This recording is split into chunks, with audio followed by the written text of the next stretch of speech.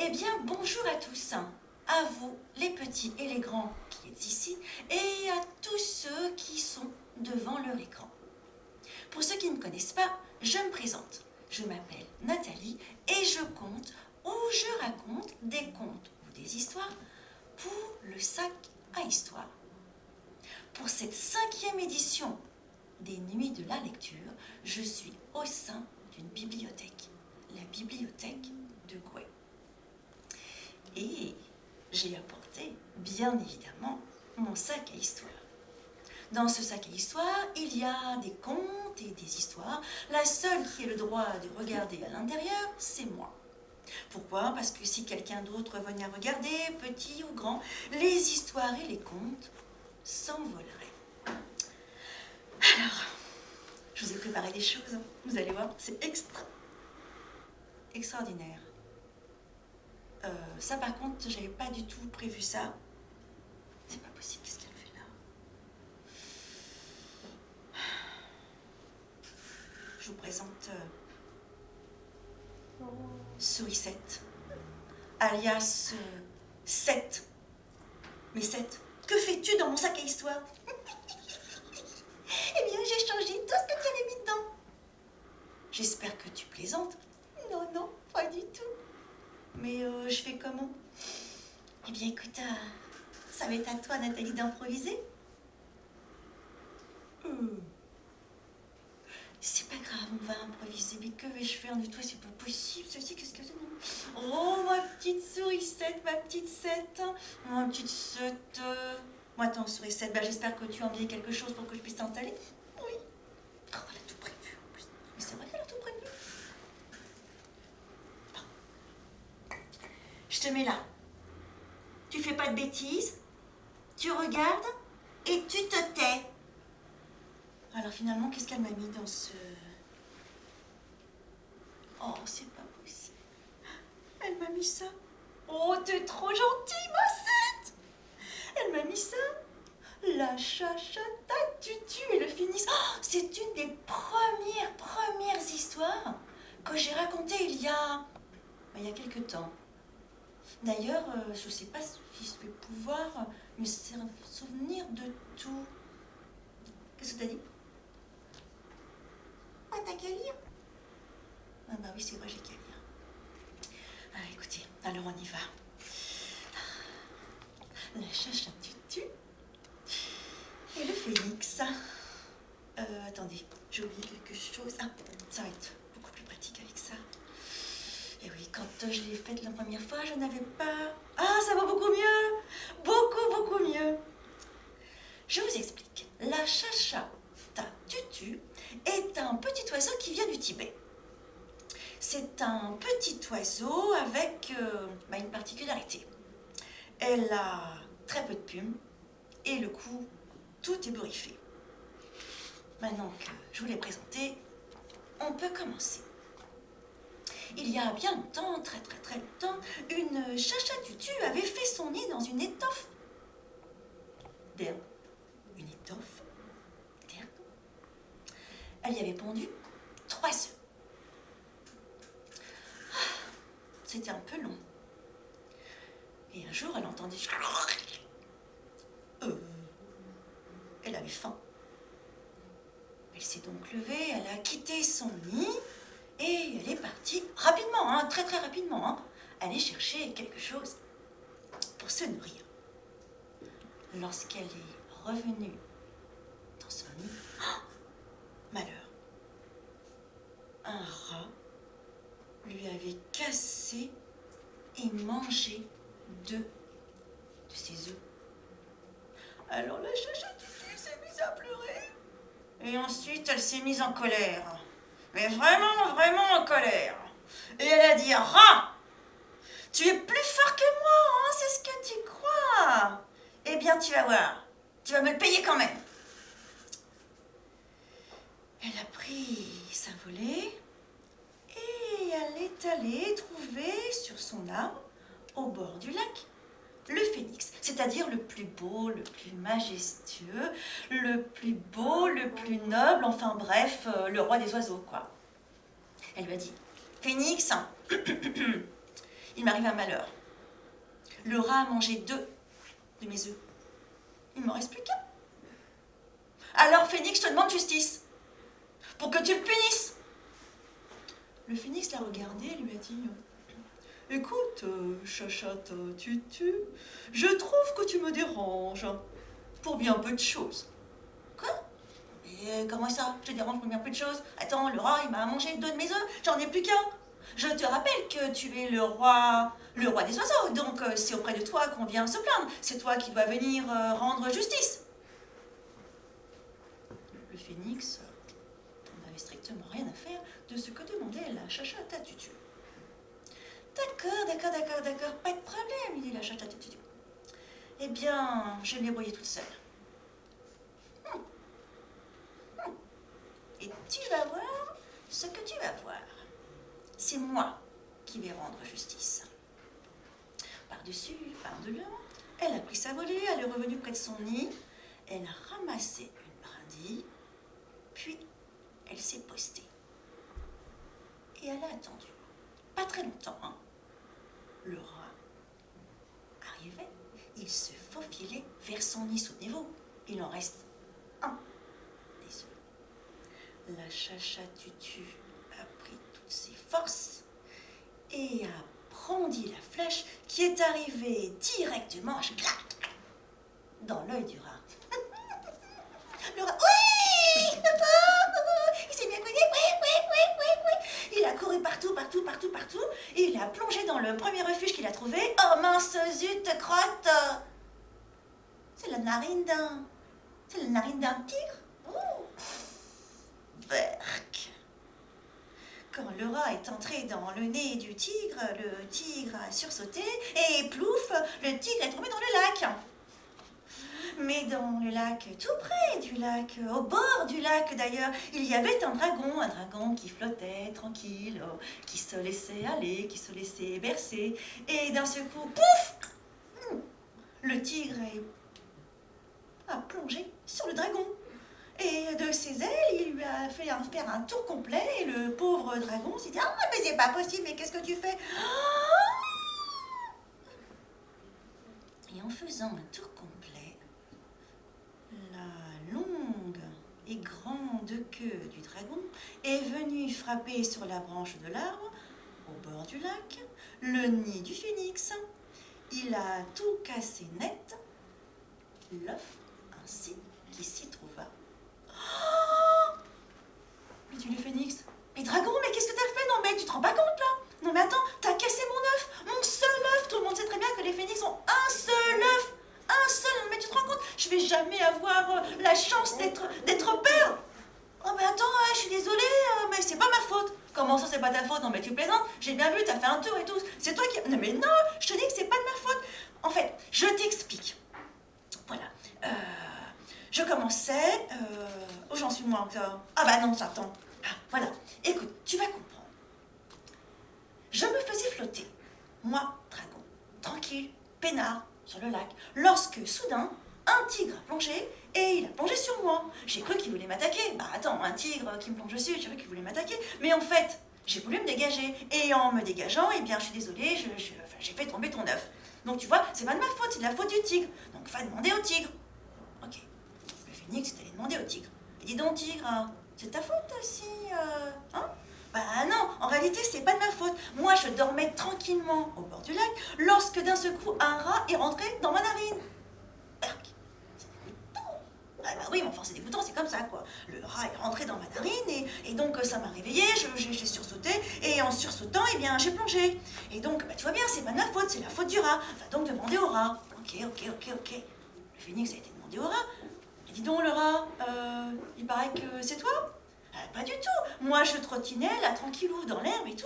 Et puis, lorsque d'un seul coup, eh bien, la chachate à tutu m'a lancé une flèche qui est arrivée directement dans l'œil. Donc, tu vois bien, c'est pas de ma faute. C'est la faute de la chachate à tutu. Va la voir. Et va lui demander. Alors, le phénix est allé trouver la chachate à tutu. Il lui a répété les paroles du rat. Mais le petit oiseau lui a dit... Écoute, Phénix, je trouve que tu me déranges pour bien peu de choses. Tu as perdu ton œuf, oh là là, c'est malheureux. Mais moi, j'en ai perdu 2, je te rappelle. Et puis, qu'est-ce que tu m'as dit quand je suis venue te demander justice? Te souviens-tu? Bah non, je me souviens pas trop. Tu m'aurais pas dit par hasard, c'est à la mère de protéger ses petits? Eh bien, voilà. Même si tu me l'as pas dit, eh bien, c'est ce que j'ai fait. J'ai voulu protéger mon dernier petit. J'ai agi selon tes paroles. Et de ce fait, tu n'as rien à me reprocher. Le phénix est resté là, le bec serré, puis d'un lourd battement d'ailes, il est reparti vers son nid. Ce qui prouve bien qu'une petite chose, mal réglée, mal gérée, peut avoir malheureusement de graves conséquences. J'adore cette chachate à tutu. Oh, merci, merci, merci.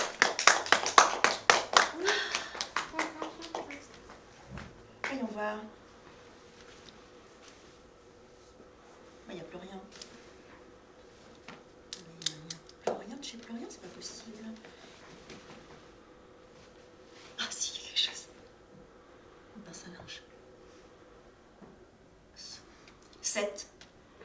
Qu'est-ce que t'en as fait? 7. Qu'est-ce que tu as fait de mes dessins? Sous le coussin. 7. Mais, oh là là, moi j'avais tout bien préparé. Bon. Elle est pénible, cette souris.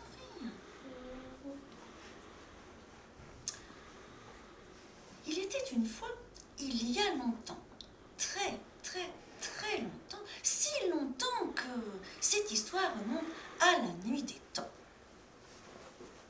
En ce temps-là, tous les rats et tous les renards étaient blancs.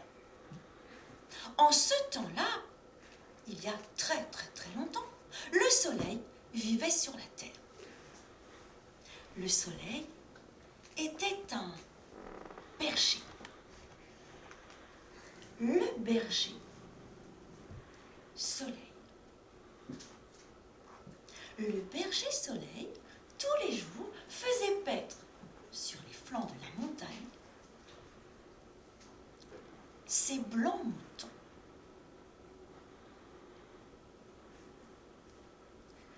Tout le monde savait très bien que les blancs moutons étaient très très très importants pour le berger soleil. Personne, absolument personne n'aurait eu idée, même pas de rêver, à s'approcher des moutons du berger soleil. Personne.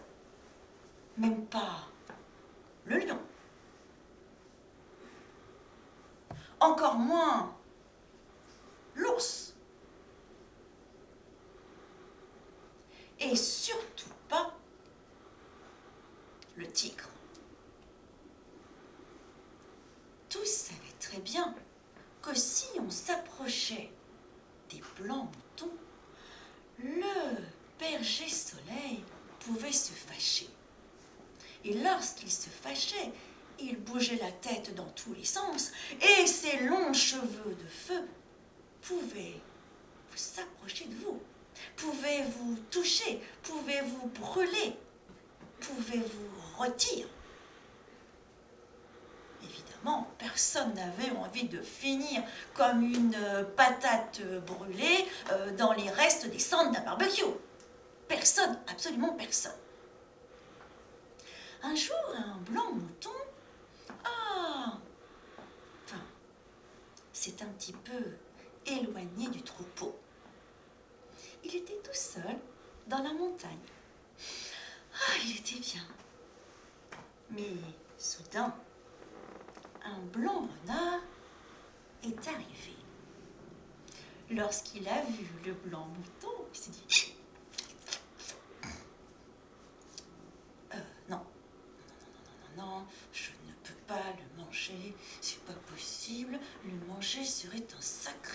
l'argent. Cependant, l'appel de l'estomac du blanc renard a été beaucoup plus profond que sa raison et il a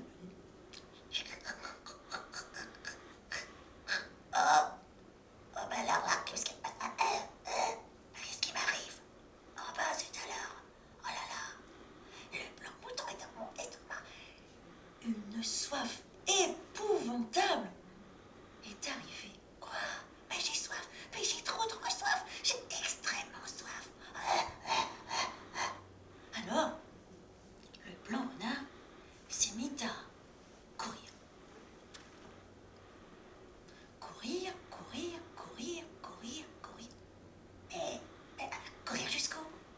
Bah, je sais pas, moi, tu peux courir jusqu'à... Bah, faut que tu boives. Ah oui, c'est vrai, j'ai soif. Alors, il a couru, couru, couru, couru, couru. Mais je cours jusqu'où? Ben, je sais pas, moi, une source. Ah oui, t'as raison, une source. Une source, Nathalie. Ah, ok, pardon, excuse-moi, excuse-moi. Une source. Le blanc renard a couru jusqu'à la source, et au moment où le museau du blanc renard est arrivé dans la source, Oh, ben, quand alors? Elle a disparu. bah oui, la source a disparu. Ben, je fais quoi? Bah, tu cours. Ok, je cours. Alors, il a couru, couru, couru, couru, couru, couru, couru, couru jusqu'à... Ah, une rivière. Lorsqu'il est arrivé à la rivière, à peine avait-il frôlé l'eau de la rivière avec son museau que... Bah, elle a disparu. Bah, qu'est-ce que je vais devenir? Bah, je sais pas, moi... Bah, je crois qu'il faut que je cours. Bah, t'as raison, allez, cours. Alors, il a couru, couru, couru, couru, couru. Mais je vais courir jusqu'à Bah, je dis, mais je sais pas, moi... Qu'est-ce qu'il y a de plus grand? Il y a la source, il y a la rivière. Il y a quoi de plus grand après? Un lac. Oh, t'as raison, un lac. Alors, il a couru, couru, couru, couru, couru, couru. Ah, bien là, c'est gros, c'est gros. Oh, je vais pouvoir boire et tout. Mais à peine a-t-il posé son museau, effleuré son museau sur l'eau du lac, que le lac a disparu.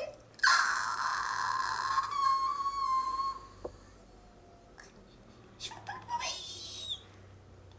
Je suis certain que c'est le soleil. Ouais, c'est le berger soleil.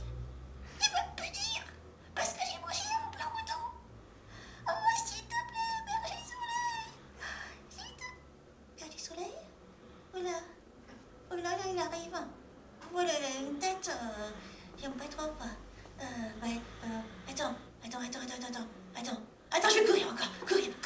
Oh non, mais je vais courir parce que si jamais il m'attrape, qu'est-ce qui va se passer? Alors, il a couru. Mais le berger soleil s'est accroché. Ah, bah dis donc. Ah, bah je crois que ça brûle là. Effectivement, le berger soleil s'est accroché sur les flancs du blanc renard. Oh mon Dieu! Alors il a couru en essayant de se débarrasser du berger soleil, mais ça marchait pas. Alors il a couru jusqu'au moment où il s'est envolé. Ouais, il s'est envolé. Il est monté haut,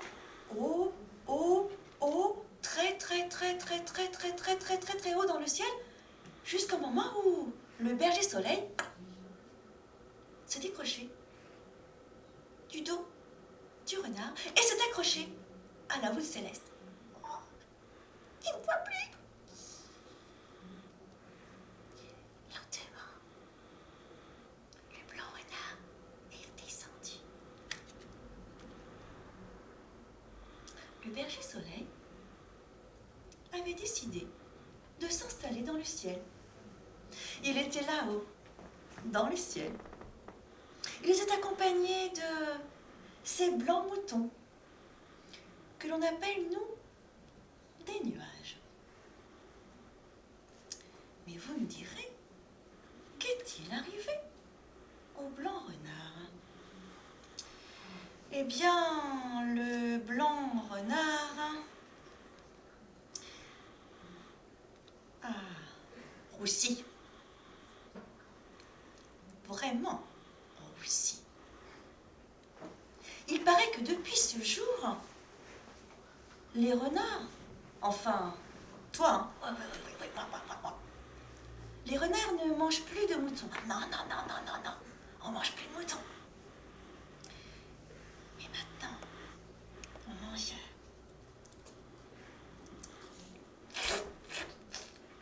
Des lapins.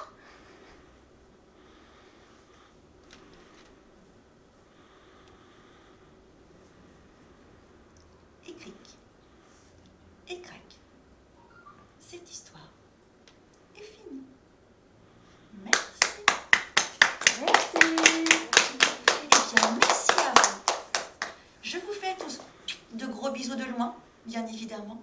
Et je vous dis peut-être à une prochaine fois pour une autre nuit de la lecture. La 6e édition. On se donne rendez-vous. Ciao, ciao.